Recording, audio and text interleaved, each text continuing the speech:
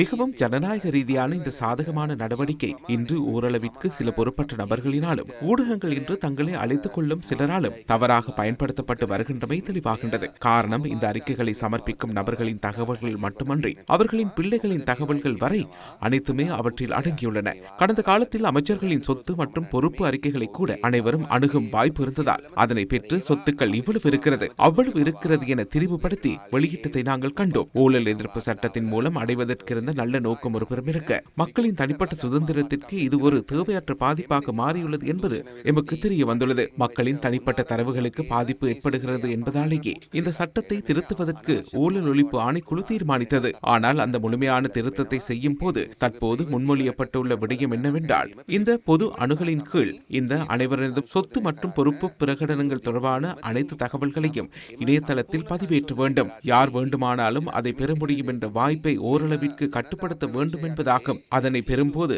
ஒரு SMS செய்தி செல்லும், எல்லாமே சரி. அதை கட்டுப்படுத்த வேண்டும் என்பதே ஊழல் ஒழிப்பு ஆணைக்குழுவின் அடிப்படையாக இருந்தது.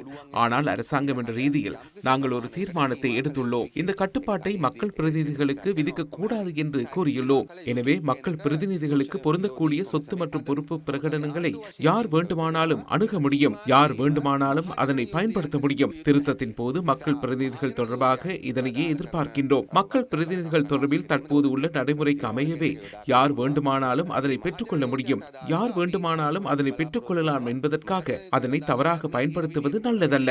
எனவே மக்களுக்கு உள்ள அந்த உரிமையை அப்படியே விட்டுவிட்டு மக்கள் பிரதிநிதிகள் அல்லாத மற்றவர்களுக்கு சில கட்டுப்பாடுகளை கொண்டு வர தீர்மானித்துள்ளோம்.